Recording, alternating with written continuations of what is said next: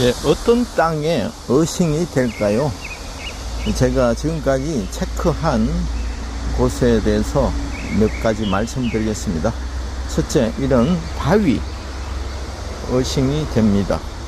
그렇게 많이 되지는 않지만 특히 이렇게 촉촉하게 살짝 젖어 있는 바위, 이끼가 있는 바위는 수분을 함유하고 있기 때문에 주변의 흙과 연결이 됩니다. 그렇기 때문에 어싱이 됩니다. 그러나 일반 흙처럼 완벽하게 어싱이 되는 것은 기대하시지 마시기 바랍니다.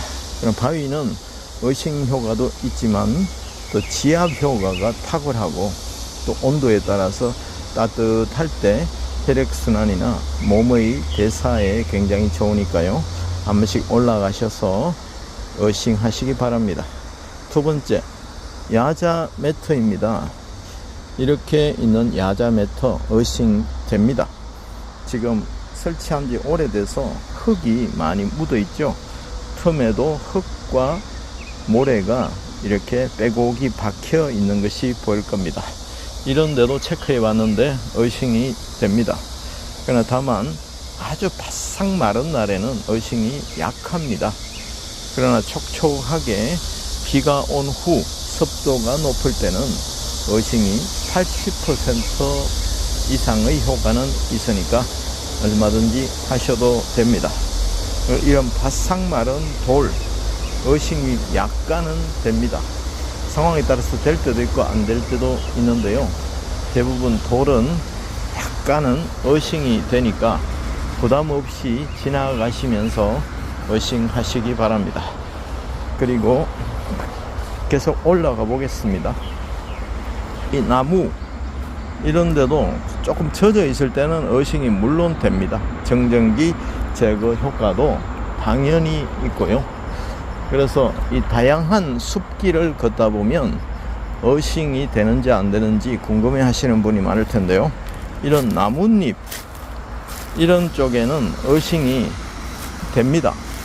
그러나 너무 바싹 해살의 마른 나뭇잎 위에는 어싱이 되지 않습니다.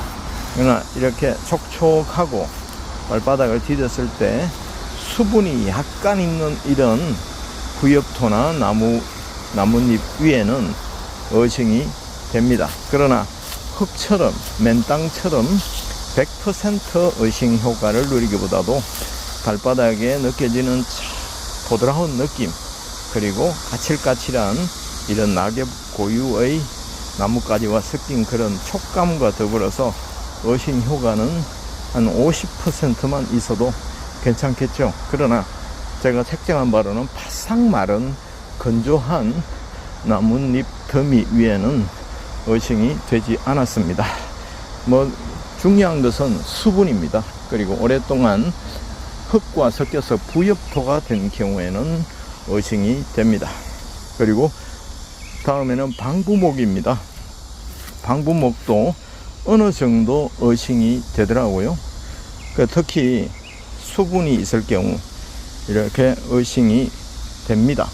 그러나 일반 흙보다는 약간은 어싱 효과가 떨어지고 수분이 없이 바싹 말랐을 때는 어싱에 대한 기대는 하지 않으시는 게 좋습니다. 나무 자체의 따뜻한 느낌, 부드러운 느낌을 즐기시면 우리 뇌에도 좋은 기억으로 저장이 된다는 사실 기억하시길 바라겠습니다.